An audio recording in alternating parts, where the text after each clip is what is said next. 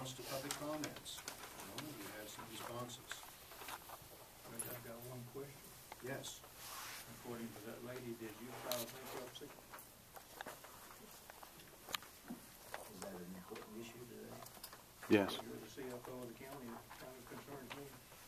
Well, if I did, I guarantee it's public record.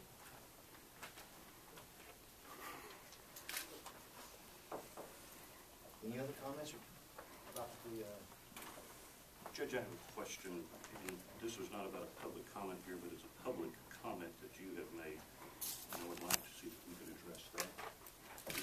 not if it doesn't address that. Well, actually, it does, Okay. Judge, because this is, this has to do with certainly an area that we're responsible for. You have a Facebook page, and you have taken the commissioners to task, and I would like to see if maybe you could, Now, this is the time for you to make all the comments you want to make.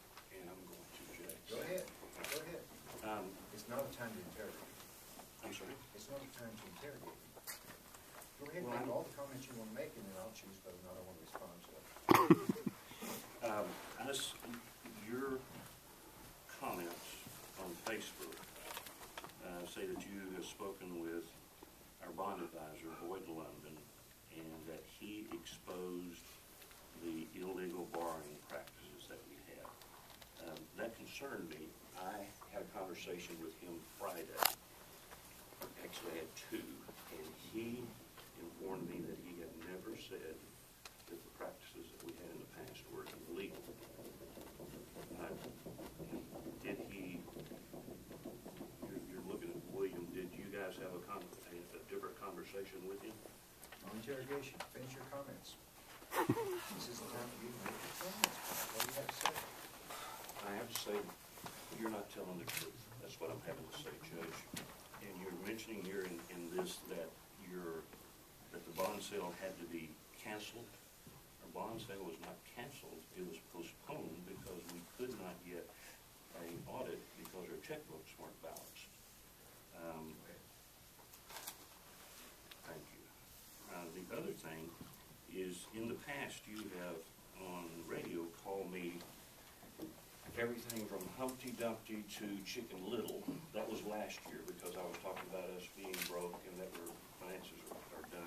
In your email here, you're talking about one commissioner that is a gambler and the other one that is a heavy-handed commissioner.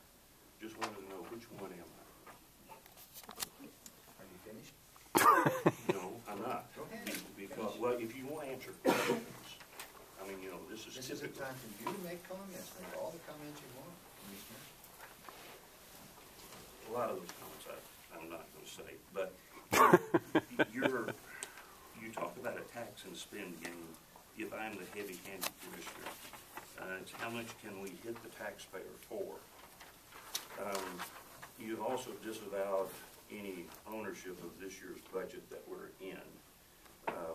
I'd like to point out that the budget that you originally proposed was almost 5% higher than last year's budget as far as revenue goes. And the way you got that is that you projected $1.46 million of Bowie County Corrections revenue there. And the highest we had had in the last 3 years had been about $585,000. Your budget was balanced on numbers that can't be substantiated.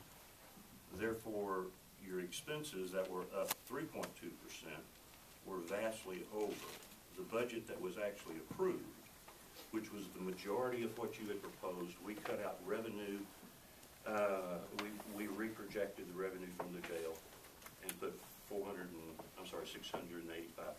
in there, which we're still struggling to get to that revenue number. Doing that, our budget revenue was only 2.5% above the previous year, and our expenses were only 1% above previous year. That's roughly $300,000. The vast majority of that came from state mandates for increased salaries for the district judges and the district court of law. So to say that we tax and spend, if we're actually comparing budgets, your budget was much higher than what we had. Our spending was much lower than what yours was. And concern about our finances for the